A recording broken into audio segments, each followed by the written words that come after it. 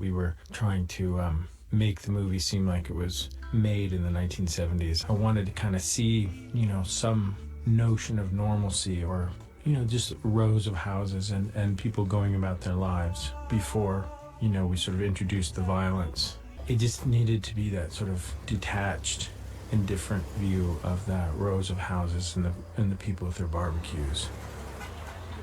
There's so many things that are kind of oddly personal in this. More kind of psychedelic San Francisco kind of music. And finally, we got to the Three Dog Night. It was odd because I was in second or third grade when this whole thing happened. And I remember so vividly driving through Sonoma from Vallejo. It's an area known as Black Point.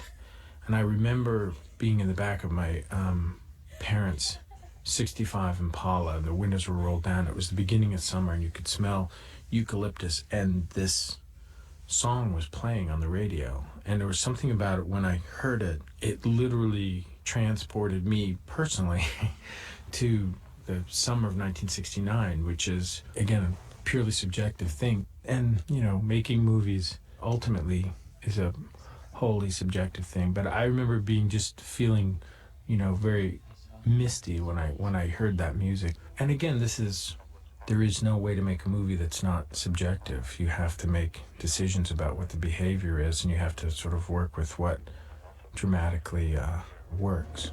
I love the idea of seeing this cosmopolitan city, or the city that San Francisco was when I was a kid. It was a very sort of jewel-like kind of cosmopolitan oasis. And that's sort of what I wanted to get across. I mean, the Chronicle is a key kind of hub in the movie because it's where all the information is sort of disseminated, and it's certainly where a couple of our leads, come in contact with the idea of the Zodiac. When I was a kid, a lot of my heroes were cartoonists. I used to love watching Bob Bastian, who was a Chronicle editorial cartoonist. He committed suicide. The Zodiac letters, to me, were kind of the most important hook in the movie. They were certainly the biggest hook for me as a kid. The notion that somebody was offering you an insight into their kind of psychological makeup. And there's something about the graphic nature of his writing and the way that his moniker and his brand, there was something really fascinating about that. Downey is, everybody knows, is truly wonderful. And when I first talked to Robert about playing him, he said, well, what kind of research can you give me? What can you... And I sort of felt maybe it was more deferential not to dig too deep into who this guy was and sort of allow it to be Robert. I love the feeling of the newsroom, and I remember reading the script the first time and thinking, this is not a serial killer, this is a movie, it's a newspaper story, and that gradually becomes a story about justice, or the obsession with justice, and what is justice? Where can you feel good? At what point can you let go? At what point have you got what you need in order to move on? And that's what I liked about the story. Part of the reason we chose to depict the murders or the attacks that we depicted was these were ones that we had witnesses for, and that we could talk to people about. The thing that's ultimately frightening and compelling about, I think the reason that we still talk about Zodiac, or the reason that Zodiac is still, why he still sort of haunts us is the letters. It's not really the crimes. The crimes themselves are fairly simple and by today's serial killer standards, not that grotesque or horrible. But the letters are the key. The letters for me were the thing that, again, it was this idea of this ongoing correspondence with somebody who is in process.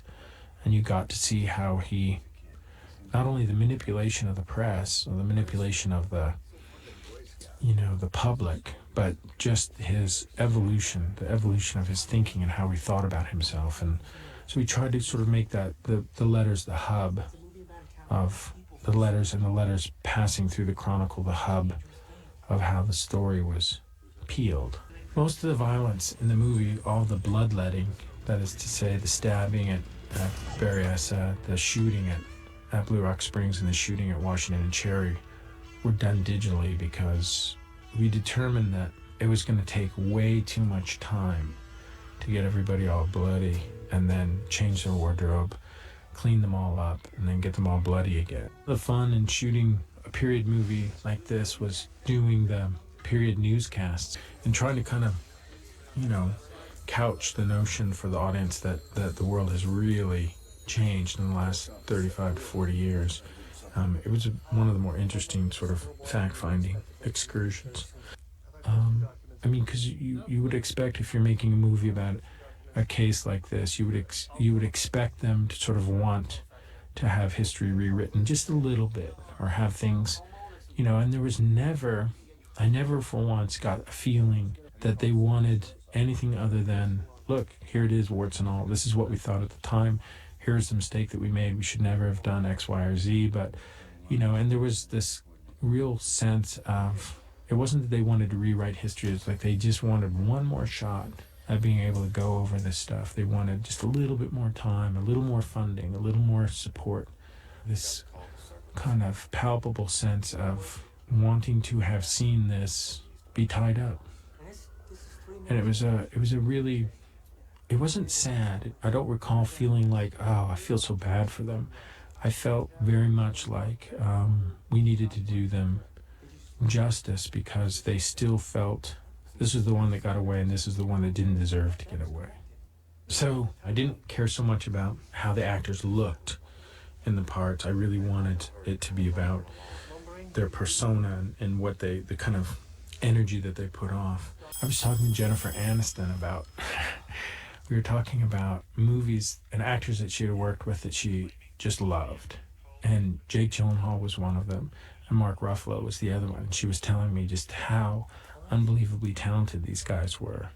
And when we sort of finally sorted out how we were going to make this movie and where we were going to make this movie, it sort of struck me that I really loved The Good Girl, I really loved Donnie Darko, and I thought Jake would be perfect for Grace.